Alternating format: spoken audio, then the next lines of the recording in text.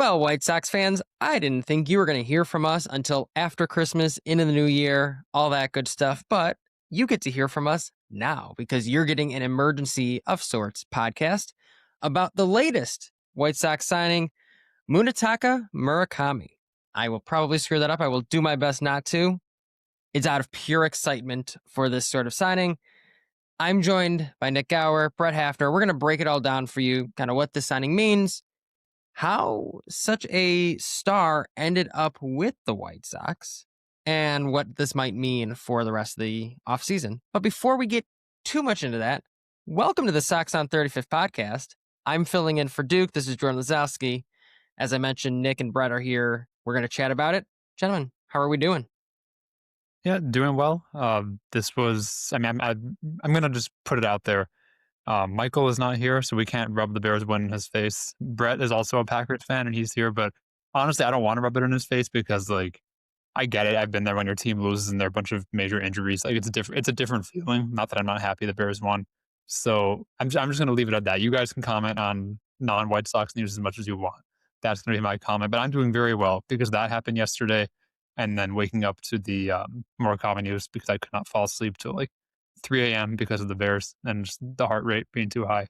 That was a very nice feeling this morning, seeing that notification hit. I'm a different man this morning because Murakami decided to sign with the White Sox. I would have been a different man after being in shambles last night. But it was a brilliant morning to wake up to that notifications and texts and all of the sort. And this was a signing that I have been dreaming about for quite a long time out of pure delusion. And it turned into reality somehow. There was a lot of White Sox fans kind of like, I am going to let myself get delusional and believe this is going to happen. And then all of a sudden it happens. We'll kind of get into this, but probably not how we all expected it to happen necessarily, especially when you look at the dollars. 2 years, $34 million for those who may not have heard about it. Certainly not the deal that was expected for him, but one that the White Sox will gladly take. Yeah, it was a fun weekend here in Chicago. I was at that Bears game. What an exciting place to be in that moment. It was my first Bears-Packers game. I think it was my first night game. So it was a very exciting time. It's been a very exciting weekend for White Sox fans and Bears fans and Chicago sports fans in general. And I'm glad we get to talk about it. So before we jump into it, be sure to subscribe to the podcast on Apple, Spotify, wherever you get your podcasts. Also, be sure to follow us at Sox on 35th on Twitter, Facebook, Instagram, wherever you get your news, wherever you get your social media, we are there. And finally, soxon35th.com is the website. We have a breakdown of Murakami on the website already within the news, so be on the lookout for that. And be on the lookout for much more over this offseason as the White Sox continue to find ways to excite fans for next season. I'm going to start with this question because I think initial reactions is maybe too much of a softball question for this situation. Brett, I'm going to turn to you because I've noticed that you follow quite a few different fan bases, a couple different teams. I know you're close with the Phillies, things like that. What has been the general reaction of fan bases other than the White Sox? Because I think we can understand how the White Sox are feeling about this move. What about other fan bases beyond the South Side of Chicago? I think other fan bases are beyond shocked. They are all balking and they are mad at their franchises because they go, Murakami gets $17 million a year to be with the White Sox. And I kind of point to one franchise that I've seen a lot of vitriol about this over is actually the Boston Red Sox. They have been missing on every free agent. And they finally made a splash tonight by making a trade. But all these fan bases are just, how does this happen? Why is he going to the poverty trash? Teams that have these fans haven't really paid attention to us for a long time. And they obviously don't kind of experience the day-to-day that we do. But they are confused. They're mad. They're making fun of us because, Murakami had to go to the bottom of the barrel of the MLB. It's been a very interesting set of reactions. And I think maybe it's worth taking a step back to and saying, okay, why exactly are people up in arms about it? Why exactly was Murakami such a big free agent? For those who might not be familiar, he has spent the first 8 seasons of his professional baseball career overseas in Japan in the Nippon Professional Baseball League. He's 26 years old. He's going to be 26 years old this coming season. And in those 8 seasons, he has hit 246 home runs. He has a slash line of 270, 394, 557. That's a 951 OPS. And he holds the record for most home runs in an NPB season by a Japanese-born player. He broke that record in 2022 with 56 home runs. That was a 50, 60-year-old record, if I'm not mistaken. 1964 was when that record was set. So we're talking about a baseball player who, you don't want to discredit the fact that he's playing overseas. I think this is going to be part of a larger conversation. But you're talking about a player, Nick, that when you look at the numbers of it without digging too deep, there's plenty of excitement just from that little 30-second recap I kind of gave. Yeah, absolutely. And you can talk about, I'm sure we will talk about the strikeout rate and the red flags and all that. But just on the surface of this is the kind of player that the White Sox, a team like the White Sox, I should say, basically cannot ever acquire unless he is, a top 3 draft pick, let's say. Because otherwise, the only way you're getting somebody like this is by paying hundreds of millions of dollars in free agency to have this kind of power in your lineup, right? So from that perspective alone, it's extremely exciting. And that was really my first thought when I saw that we signed him. I mean, and heard the rumors, of course, that we were in the mix to sign him, was okay, I'm going to go to a lot more games next season, just purely to see him and Montgomery, Teal, et cetera, all in the same lineup. That's going to be very exciting, for once. And he's also a player where I don't remember what year it was. It might have been 2022, the year that he had 56 home runs and won the Triple Crown. That year, he was starting to go a little bit viral on baseball Twitter, just for the home runs and the bat flips. And he's a very exciting player in terms of just the way he celebrates, frankly. And I remember seeing one of those home runs in 22 and thinking, wow, I'm kind of delusional, like Brett said, but I want this guy on the White Sox whenever he comes over. And, watching him in the World Baseball Classic, I think it was a year later, hitting a big home run against USA, I believe. We've known who this guy is for years. And it reminds me a lot of the Will Venable discussion we had when we hired him of, hey, this is actually someone that people want. This person's actually in demand.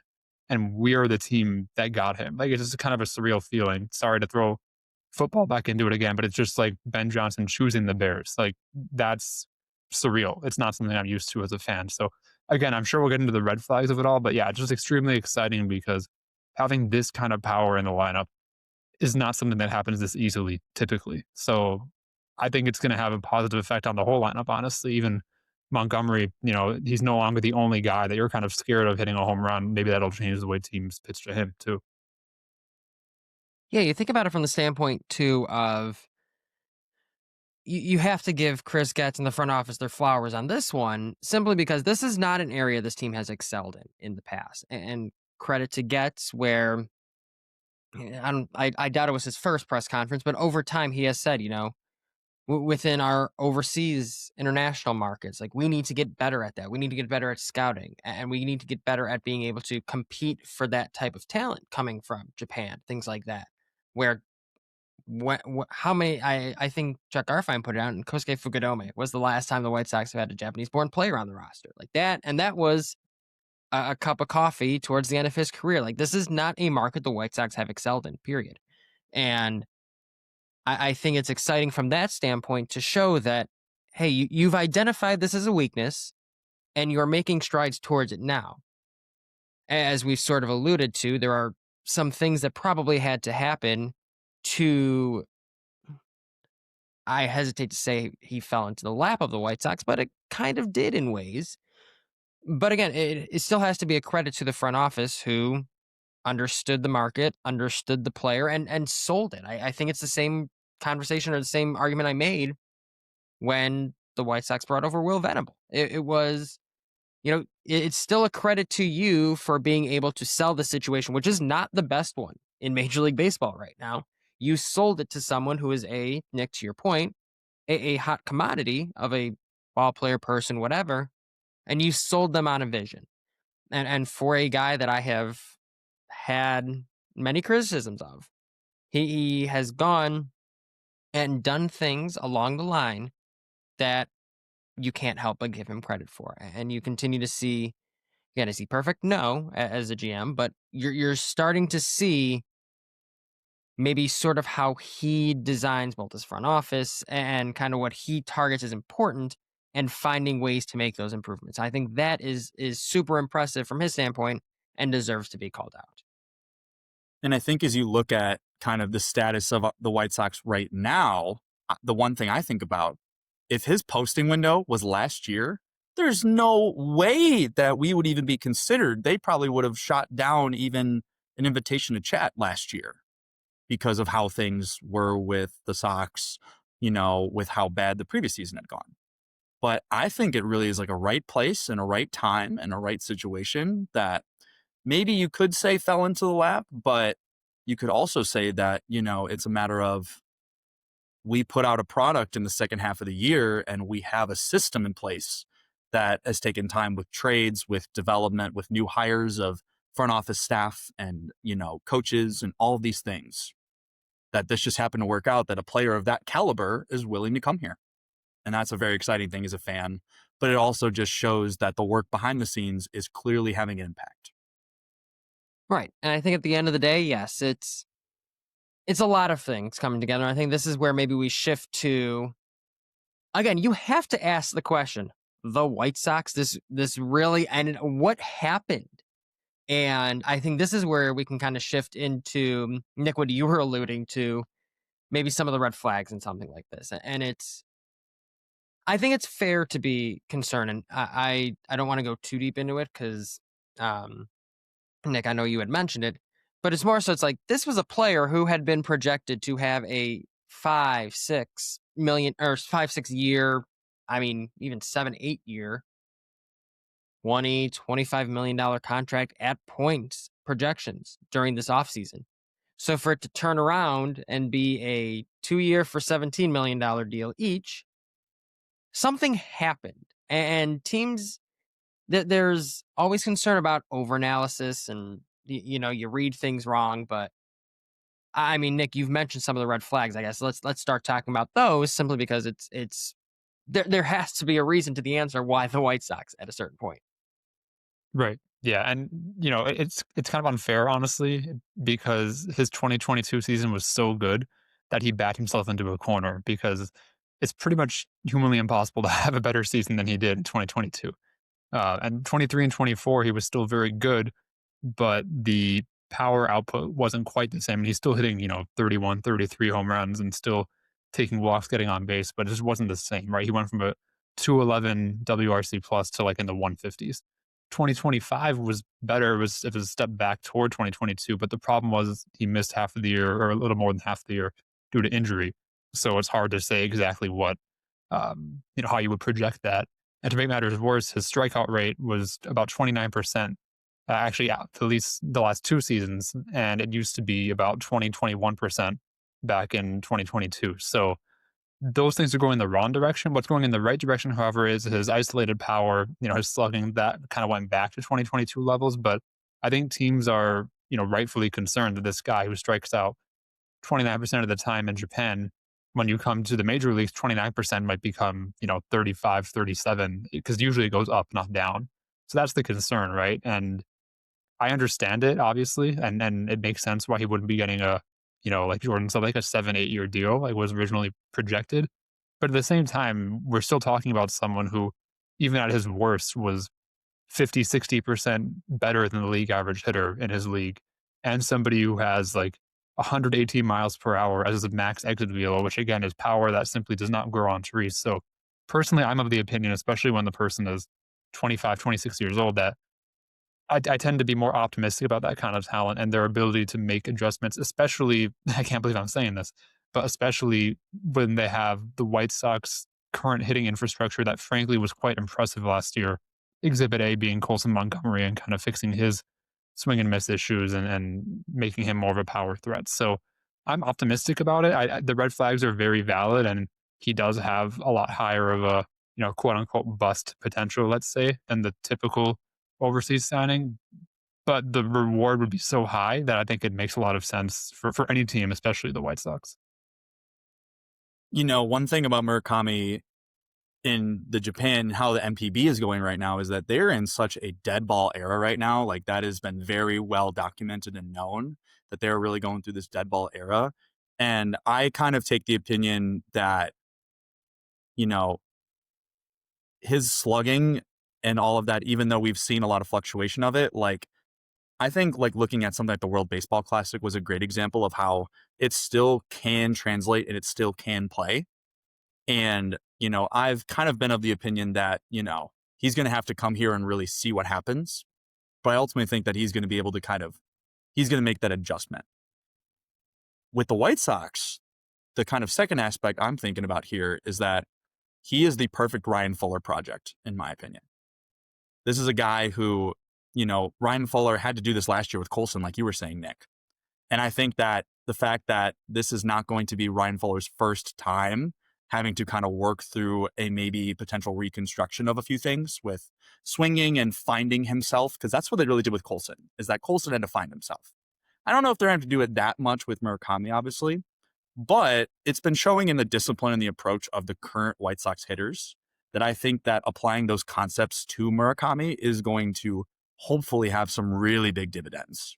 I would really hope, as just a fan and as an analyst, I would love to see his floor get higher. We know his ceiling is obviously grand and great. I would love to see that floor in terms of the strikeout percentage, get that lower. His on base, I love that he has a 390 on base in Japan. Like, keep up that high walk rate. Like, he may be a three true outcomes guy. That may end up happening. But if we can just raise that floor, I would love that. So you both hit on good parts of things I've either heard or read on either side of the argument. Michael Bowman with Fangraphs put out a really good article today about this entire argument of how did this market become what it is? And I think a lot of it boils down to, and I think I don't know where I fall on this yet. A lot of it boils down to kind of one number for a lot of folks, and it's not, one number is maybe not the right idea, but it's zone contact, zone swing and miss, just general swing and miss rates. Like, his are aggressively low when you compare it even to guys who are, if you look back, quad A type players in the major leagues who are killing it in Japan, guys like Luke Voigt, Franmil Reyes, those types of players who are at the lowest end, really posting contact rates in the zone of, at the low end, 80%. This past year, and I know he was injured, and I know it's a smaller sample size, so there are things to keep in mind. Murakami's was only 73%.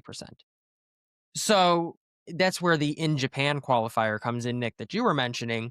Because, like, all right, if you can't make high levels of contact in Japan, and now you're coming into a more difficult league, I don't know how that's going to work. At the same time, though, there have been examples. I think you never want to compare him to the best of the best. But when Shohei Ohtani was overseas, he was posting very similar strikeout rates, very similar zone contact rates. Again, this is Shohei Ohtani we're talking about. So it's like, I'm not trying to compare him to the best of the best, but I am saying, there are cases where, and he's certainly not the only one, but he's probably the best documented one. There are cases where players can improve over coming from overseas. I think that's where it gets to your side of the argument, Brett. I have heard Fuller really likes Murakami, and he thinks he has a good base to work with from a fundamental standpoint, from a mechanic standpoint. There are things to fix. I think one thing that gets pointed out a lot, a lot of the Japanese players start with their hands so far away from their body, they become very susceptible to inside fastballs, especially at the velocities they're seeing in the major leagues. So there are probably things they're going to have to fix. I will be curious to see how he makes any adjustments compared to where he was 2025 to 2026. But then you see, again, I don't want to compare it to the best of the best, but you see guys like Shohei who really hasn't made any change to that specific part of his mechanics. Now, there have been other changes, things like that. At the end of the day, even the best of the best struggled. Ohtani was not good when he came over. And the White Sox are running that risk of it's a 2-year deal, and sometimes it might take players at least a year, if not more, to really adjust, even if they ever do adjust. So there's a lot of it on both sides that I see. I don't know where I fall. I want to believe in the player simply because I don't like boiling it down to one number. Like, you're just telling me that the zone contact rate is low, and that's, I guess, an identifier of someone who struggles to make the adjustment from overseas to the major leagues. Okay, that's a good, valid data point, but I don't know if I can still ignore the 30, 40, 50 home run seasons that have been put up by Murakami. Like, I don't know where to fall on it necessarily, because you can't compare major leagues to overseas players. Like, I don't like, swing and miss doesn't matter. It's just going to be hard. It matters, but not a lot. It's going to be hard for me to gauge how much swing and miss is coming over and how much the White Sox and Major League Baseball will be willing to tolerate. But when you really, and kind of to wrap up my whole point, when you get to this point where that market has gone from maybe 8/160 to 580 to 234, it almost feels like, God, there's not a lot of data points that make me feel like it would be worth it to crater it that much. I get needing to prove yourself, but if you're really going to boil it down to that one number, you better be right. Long story short, there are going to be a lot of teams who are going to be kicking themselves, wondering, why didn't we kick the tires on this experiment and see what happened? Sure. Yeah, and honestly, the fact that he took a 2-year deal instead of a longer one, maybe at a lower value, actually makes me more optimistic about his performance because he's comfortable placing that bet on himself, right? And I like that from him. It shows that he's confident he'll be able to make the adjustment. And I know the comparison you drew to Otani was more so like in their profiles and their numbers, and agree with that. I think that's a good point. But I'll also add, and maybe not to get too hyped up here, but the international prospects that I've heard the most about in my life, like the most hype about when they were still teenagers or early 20s, in all sports that I follow, are Otani, Luka Doncic, and Murakami. Like those are the three. I'm not saying he's going to be, a superstar player guaranteed, but he's gonna strike out a lot no matter what. Even the good version of him is going to strike out a lot, and that's fine if he's producing otherwise.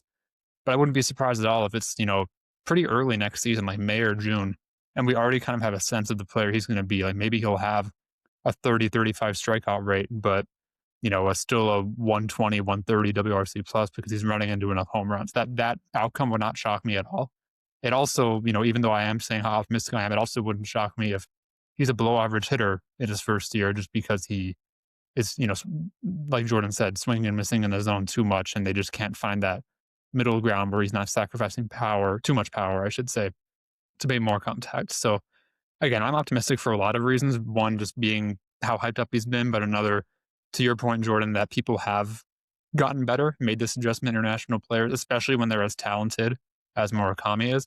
But it's still going to be really interesting to see just because there are so many potential outcomes. And it might even come down to what Brett said earlier, which is just, we know what the ceiling is, but can we get the floor higher, right? Mhm. Because there are going to be golden sombreros and hat tricks, aplenty in April and May. We're going to have to live with that. But the potential is just so high, really. Right. It's you have to be willing to accept. What are you trying to do with this player? Like, you're not expecting him to be Shohei Ohtani, but you're like, hey, this team was 23rd in home runs last year and 27th in runs scored. We just need someone who is going to fix that. Like, we have to keep moving in the right direction. And even if he's only here 2 years, and even if the Sox don't win more than 75 games each season that he's here, you at least raise the floor of the team and hopefully raise the floor of the player in the long run. I think there's a lot of things you think about, just the number of international eyes that are going to be on the White Sox now. Like, look at Sox on 35th's retweets and likes for the stuff we've put out. Like, the Japanese community cares about their players that come over here. They follow them religiously. Like, the White Sox are getting a lot more eyes on them. That's a positive. Even something like that is such a clear positive that it still confuses me that maybe more teams weren't willing to take this sort of a deal. Because, I mean, you spend $17 million a year, and there's a chance the Sox can get that money back in some sort from a marketing perspective and jersey sales and stuff. Like, that's not that much money in the long term. I think no matter which way you swing it, for me, I can't boil it down to one number. I just can't. It's a concern for me. And if shit hits the fan, that'll be the first thing everyone points to correctly. Absolutely. I can't just leave it at just that. But at the same time, where I sit from now, the rewards so greatly outweigh the risks, especially at 2 years, 17 million. How could you not be willing to take that and try it and see what happens? And that's every team, to be honest with you. Like, there's just so many intangibles that I really like about this deal. Like, I mean, we're going to be paying more for Luis Robert than Murakami. And we still have, I believe it's 5 contracted guys or something. Like, it's some absurdly small number of guys that actually have, like, you know, beyond arbitration, all of that. It's such a small number of guys. And heck, our payroll is what? Like, I think with this deal, it's approaching 80 million or still like under. Like, we're still operating such a small payroll. I remember going to Sox games against the Angels at Sox Park and seeing all of the fans who would show up for Ohtani, right? Murakami obviously is not to that level of stardom with Japanese, but like Nick said earlier, he is one of the dudes. When you have the single season home run record, when you beat Sadaharu O's record, which was a legendary record that stood forever and ever, like Jordan was saying, there's traction around that. And I'm excited to see what it brings to the ballpark. Like a very intangible, data analytics thing. I'm just excited to see what that brings. I know that the Angels and the Dodgers in particular have really leaned into some marketing opportunities, sponsorship stuff. And especially with the Dodgers and Ohtani, they have reaped so much of the money benefits from there. I'm excited to see if the Sox decide to tap into that. I think it could be. You guys know me, I'm an optimist, generally speaking, on the side of fandom and doing this whole thing. But I'm just shocked that we got a player of this caliber for this money and that we get the opportunity to do it. And 29 other franchises said, I'm good. We're very fortunate. I do think where I sit right now, at the end of the day, I do think teams, even if he only ends up, maybe a league average hitter. Let's just say that's all he gets over the next 2 years. I do think there's going to be an element of, man, we probably should at least kick the tires there, and gotten some of that maybe goodwill with some of the international markets. I think that's important. Some of the marketing that goes along with that, and just making it an attractive destination for the next great Japanese baseball player that comes across. Like, hey, you don't want to miss the forest for the trees in something like this. And I do think that's where I am impressed by the job the Sox did to say, hey, and we'll get into this in a little bit. This probably mostly tapped them out and then some for what they were probably thinking they were going to spend this offseason when you factor in Anthony Kay as well. But understanding that there was a longer term vision with something like this. And for all, I think the very clear red flags and risks that we have laid out, I think it's just as likely that he flames out as he becomes a superstar. Like this is a high risk player, but it's a high risk player for the player himself, not the White Sox. A 2-year deal for this amount of money, like I said, it is a risk more teams should have been willing to take. And I think, maybe it speaks to the player himself. He can walk in. He doesn't have expectations to be on a competing team, being a 4 or 5 bat in the middle of the order, just carrying the team to the playoffs. He can just be himself, be Mooney, as he calls himself. Like, be him. And I think that's something too that Derek Showman has talked about a lot as a hitting coach. Some of the work he did in Miami last year, just finding the way to be yourself as a player. Kyle Stowers is the one that comes to mind as someone who is exactly that for him. Just be yourself and figure it out. And I think, there were a lot of environments where that could have happened for the White Sox or for Murakami, but choosing the White Sox, again, credit to them, no matter which way this goes. Yeah, absolutely. Sorry, go ahead, Nick. No, I just want to say, the only negative I could point out about this, since we all agree that it's such a good, good signing from the risk reward standpoint, is that in the best case scenario where he actually is a star, or at least a really, really good hitter, it's only 2 years, right? So 2027 comes around and he's having a good year. And then the question becomes, do you trade him? Do you try to extend him? And, the extension might get expensive if he's really, a 30, 40 home run hitter. So that's, when I first saw the notification, my first thought was, I'm going to more games next year. And my second thought was, well, if he's really good, it's probably only 1 or 2 years of him anyway. Like, I I'm really gonna want to have him long term if he's good. I'm gonna see him more next year, and damn, are they gonna get a haul for him in 2027 if this works? Oh no. I hate that. I know, hate and that it sucks. It sucks, hate right? that. Like we're conditioned to think that way, and that's probably what will end up happening. To be honest with you, like in the best case scenario, it becomes like the Angels should have traded Ohtani back then, and the White Sox will hopefully be in a situation where he's that sort of player.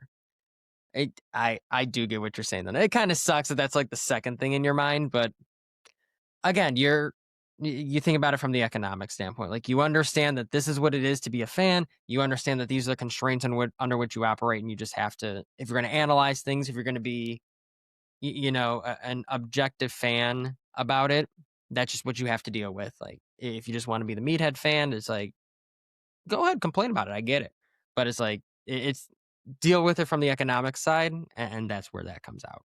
And the one last thing I want to mention is that with like future extensions, because obviously, if guys like Kyle Teal and Colson Montgomery are going to be the guys that we think they're going to be, eventually we're going to have to think about whether we want to keep them around too, which leads me to then, when do these Ishbia capital infusions start to become a real thing, right? Because if we start to actually think about whether extensions can actually happen or not. But that's a problem for way down the road. I'm just happy that Murakami's a White Sox because I still can't believe it. And unfortunately, this podcast has only gotten me more hyped for it. The goal, but at the end of the day, yeah, I think it's important for fans to understand, especially for international players, like what are they getting? What are the risks, rewards? What is nipping professional baseball versus the major leagues? Like what are your expectations there? And I think it's not a 1-to-1. I think is probably the most important thing for fans to take away. Just because you see them doing something here or there does not mean they're going to do it here. And I know there's definitely probably been some research done. I haven't seen a lot of it about just like how much does the strikeout rate rise? How much do the swing and miss rates rise? Things like that. All things to watch out for, but no reason. There's nothing in the profile that says you can't be excited about something like this. But also understanding that, like I said, if shit hits the fan, you're going to know exactly where it came from. So Zips has him projected as the following slash line: 237, 363, 454, 126 WRC plus, 3.4 WAR. Kind of nuts. That's got to be like all power related because he's not. The reports are he's not sticking at third, and he's played most of his career there, so he's going to be the first baseman / DH. So that's a lot of wins above replacement for a first baseman / DH. I'm going to ask if you believe he finishes somewhere above, below, at these sorts of metrics for the 2026 season. I would love to wishfully say yes, but I think, Jordan, you said it earlier. I think that it would be not shocking to see him finish 2026 right around league average, or I would say I feel like a 110 WRC plus, because it's going to come a lot from like that isolated power. I think we could see a lot of doubles and a lot of homers. I would love anything higher, obviously, and the optimist in me is wanting to say even more, but I think that is not wholly unreasonable, the slash line that Zips projects. Yeah, I'm going to take the under on the WAR in particular, just because of what Jordan said. Like the first base, it's tough to get WAR on first base unless you're, an MVP level hitter. And if he does have a 363 on base percentage in his rookie year, I mean, that would be fantastic, frankly, because that means he's taking probably at least 10, 15 even percent walks. And knowing him, I doubt he's going to have a 363 on base percentage and not be hitting home runs, right? Like, why would they be pitching around him if he's not a power threat? So I would happily take that. If you had to force me to say better or worse, I'd probably say a little bit worse. Kind of just the adjustment period might take some time, but that's interesting. I did not know his Zips projection was that good. That's better than I expected. I agree, and in my head, I like where you ended up. Right, if he ended up 100 to 110 WRC plus, couple wins above replacement, because he's not going to be a good. If he's a league average defender, hits 30 bombs and has like a 110 WRC plus at the end of the day, like that's a successful first season. I think you can make an argument that something less than that could even be a successful first season, depending on, how he acclimates, how the fan base responds to him, how he responds to the fan base, so on and so forth. I think there are a lot of things that go beyond how he plays this season, which again, it kind of sucks that it's only a 2-year deal at the end of the day. I don't know how I feel about the exact slash line, but I think I'm probably going to go under simply because I don't know, simply because I would be satisfied with a 100 to 110 WRC plus. Like that's going to be where I land. We'll see though. Again, it's there. It feels like it's just there's going to be some ups and downs, and there are going to be good days and good weeks and bad days and bad weeks. And you're going to have to ride with it because you got a lot of guys like that in the lineup. Colson Montgomery's another one where it's like, unless something changed in the profile, the highs are going to be high, the lows are going to be low at times, but you're going to have to ride it out and see what happens. And I think, regardless, this lineup's going to be a lot more fun to watch in 2025. That being said, though, when you're talking about the line, or excuse me, 2026, when you're talking about the team and the lineup in 2026, where does this team go next? Because if you really think about it, so between K and Murakami, spent about $25 million, I think, this offseason. And, at some of their best off seasons in terms of AAV, they were spending $30 million in off season. So you can assume they're probably pretty tapped out at this point from where they want to be. Again, you can like that or hate that, but if you're going to be objective about it, that's probably where they're at right now. I don't know. I don't work for them, so it is what it is. But regardless, you got guys like Benintendi and Robert still on the roster. You've got a guy like Lenyn Sosa, who probably was only going to figure out first base and now probably won't be over there. Where do you go from here to continue to improve this team? Does it mean addition by subtraction, essentially first, and you have to move a big contract to potentially do something else? Where do you see them going next? That I want them to make, that I know they won't do it, they will not do it, is I would love if they got rid of Benintendi to open up DH flexibility. I would love if they did it. But the more realistic move I see them doing is finding a way to get Lenyn Sosa traded. I think that, there's something there after his last season that actually could be marketable to some teams. I don't know who'd want him, but I think that the infield is getting a little crowded, especially with the dudes that are about to be kind of on the cusp.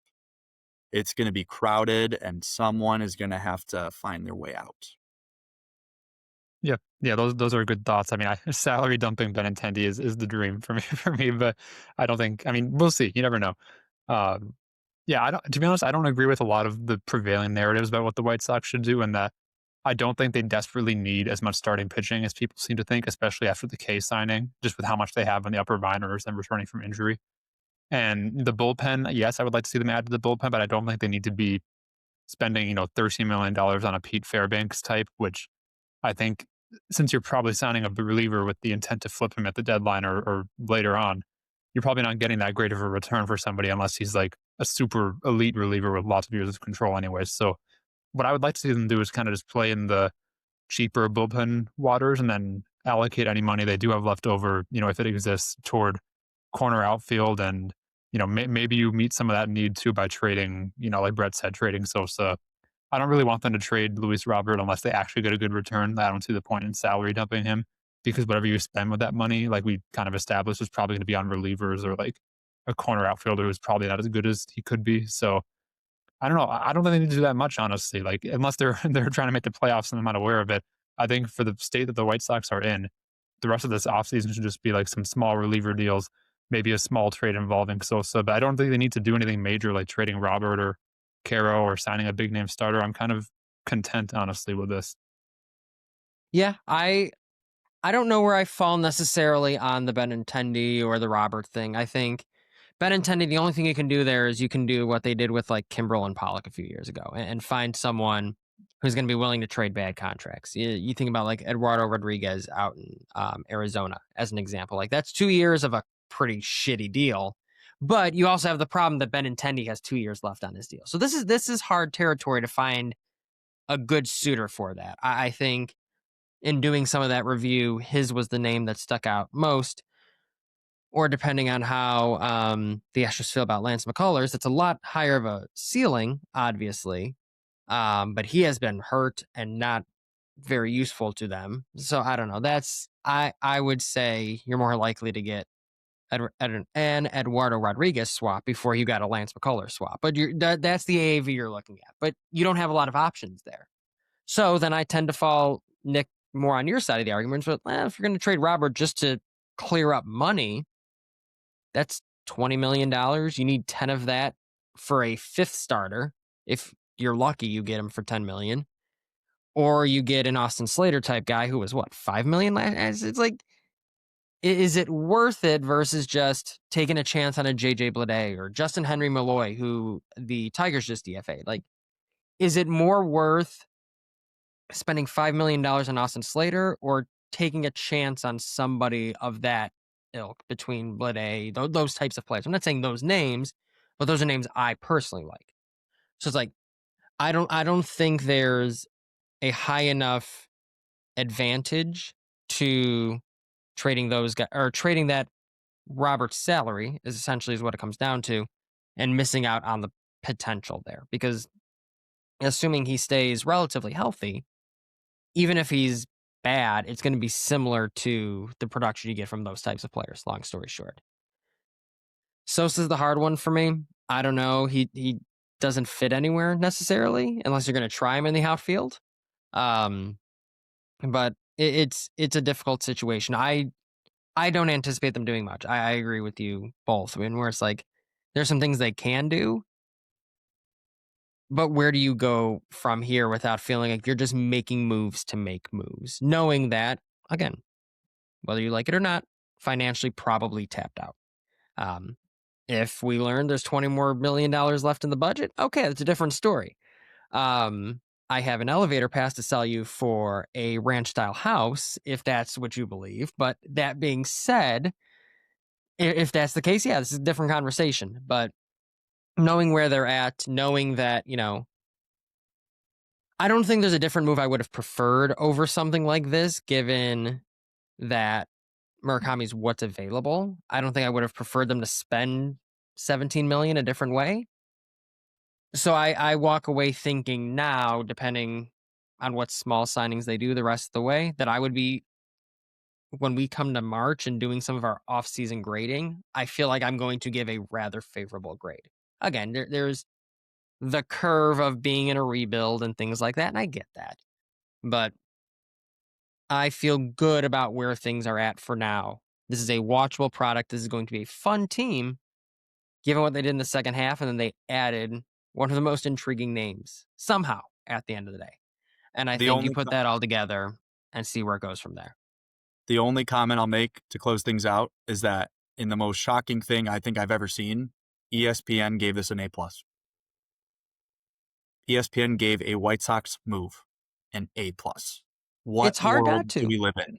Yeah, it's the crazy thing is it's hard not to, because worst case scenario, whatever, $17 million, that's not that much for players nowadays, as crazy as that sounds. So Right, and this is kind of what we wanted too, right? Like, just my closing thought, I guess, would be that one offseason where we split $25 million up between like Larry Garcia, Kendall Graveman, Joe Kelly, and like two other guys. It's like, oh, we could have taken that $25 million and spent it on one star player. So that's kind of what the White Sox are doing here. They took 23-ish million. I don't remember what K got, and split it between Murakami and K. If they don't have much else to spend, I actually prefer that approach from Getz rather than splitting up between 7 guys that 4 of which are going to be DFA'd in June. So sign me up. It's an A+. And again, and for me to bring that full circle too, it shows a confidence from Getz in the rebuild he's done of his own front office staff to say, hey, got our new hitting development in place, pitching development in place. I feel good about our ability. I just brought in a guy who spent 15 years with the Rays to join our front office staff and assistant GM, and Carlos Rodriguez. Like, now I feel good as Chris Getz about my ability to handle this internally with a signing here, a small signing there, and just figure it out. But rather than try and patchwork it, to your point, Nick, like spend $7 million here and $8 million here. And it's like, nope, put it all in one bucket. If it doesn't work, oh well, but that not working is the same as 7 million here, 8 million here. You'd get the same war at the end of the day for the long and short of it. But I do think, and I do like that point, Nick, where it kind of signals maybe a change in philosophy for the White Sox that I think a lot of us would have wanted a couple of years ago. So I think overall, very positive emergency podcast here, gentlemen. Thank you for providing your thoughts to those fans who maybe didn't know much about Murakami or were just looking for some other reactions. I hope this was an informative discussion for all of you. And I hope you walk away like us, just cautiously optimistic, but understanding that, opportunities like this don't come around a lot for the White Sox. And for things, if they had to fall in their laps, so be it. But I like the idea of walking into this season having someone like Murakami on this team. And I think we all feel the same way. So with that, we're going to wrap episode 99 of the Sox on 35th podcast. I don't know, this kind of threw it off. We had it lined up perfectly for what number 100 was going to be. And if they do something else crazy like trade a Benintendi or a Robert, then it's really going to throw that off. But you know what? We'll cross that bridge as we get there. Thank you to everyone for tuning in. Be sure to subscribe to the podcast on Apple, Spotify, wherever you get your podcasts. Sox on 35th is the Facebook, Twitter, Instagram handle. SoxOn35th.com is the website. For Brett Haffner and Nik Gaur, this is Jordan Lazowski signing off. Thanks everyone for tuning in. Thank you as always for your support. We will be back soon. And go White Sox. Go Sox. Go Sox, baby.